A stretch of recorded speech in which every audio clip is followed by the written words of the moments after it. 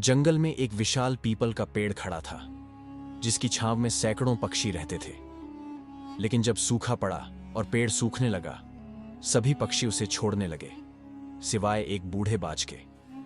क्या वह अपनी जान की परवाह किए बिना इस पेड़ के साथ रहेगा, या उसकी निष्ठा के पीछे कोई रहस्य छिपा है?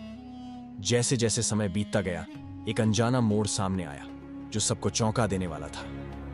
दोस्तों, आज की इस मजेदार कहानी से आपको एक बहुत अच्छी सीख मिलने वाली है, इसलिए कहानी को अंत तक जरूर देखें। तो चलिए प्यारे दोस्तों, कहानी शुरू करते हैं। घने जंगल के बीचों बीच एक विशाल काय पीपल का पेड़ खड़ा था। इस पेड़ की शाखाओं पर दिन भर कई प्रकार के पक्षियों का चहचहाना सुनाई देता था। जंगल के तमाम पक्षी इस पीपल पर विश्राम करने आते थे, और कुछ ने तो इसे अपना स्थायी निवास बना लिया था। पीपल की छांव में रहते हुए वे अपार सुख का अनुभव करते थे। वो कहते हैं ना कि जब हम किसी जगह या व्यक्ति के साथ लंबे समय तक रहते हैं तो हमें उनसे लगाव हो जाता है। यही हाल इन पक्षियों का था, जिन्हें पीपल से गहरा प्रेम हो गया था। एक दिन जंगल में भयंकर सूखा पड़ गया। कई वर्षों से बारिश नहीं हुई थी और पेड़ पौधे सूखने लगे। पीपल भी पानी के अभाव में सूखने लगा था।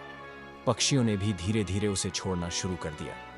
अंततः जब पीपल पूरी तरह सूख गया और उसकी शाखाएं टूटकर गिरने लगीं, तो वहां रहने वाले सभी पक्षी दूसरे स्थानों पर चले गए। केवल एक बूढ़ा बाज ही वहां रह गया। उसने देखा कि उसके सभी साथी पक्षी पेड़ छोड़कर चले गए हैं। कुछ पक्षियों ने उससे भी चलने को कहा, लेकिन उसने इनकार कर दिया। बूढ़े बाज ने सोचा, मेरा जन्म इसी पेड़ पर हुआ है, मैं इसी पर बड़ा हुआ हूं। इस पेड़ ने मुझे जीवन के सारे सुख दिए हैं। आज जब यह पेड़ संकट में है, तो मैं इसे छोड़कर कैसे जा सकता हूं?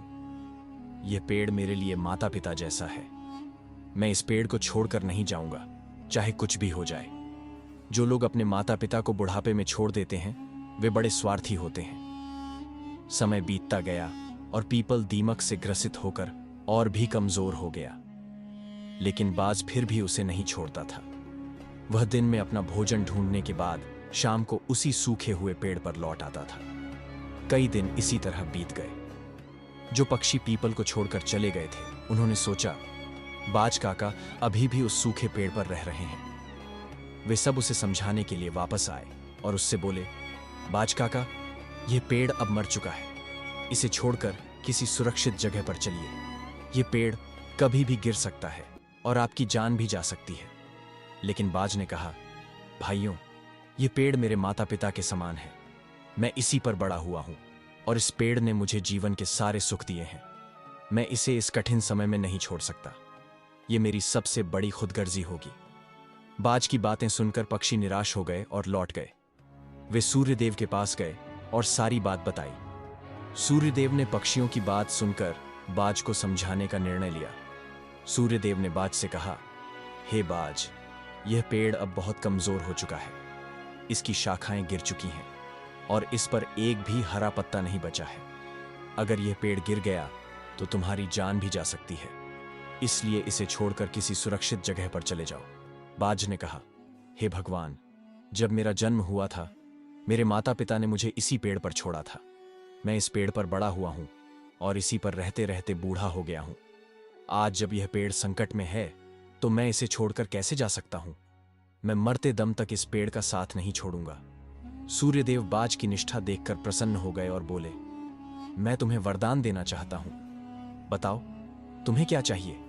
बाज ने कहा, हे भगवान, मुझे वरदान नहीं चाहिए।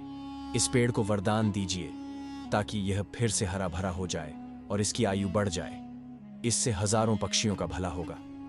सूर्यदेव ने बाज की बात मान ली और पीपल को फिर से हरा भरा बना दिया। पूरे जंगल में बारिश हो गई और जंगल के सभी पेड़ पौधे फिर से हरे भरे हो गए। जो जीव जंतु जंगल छोड़कर चले गए थे, वे फिर से लौट आए।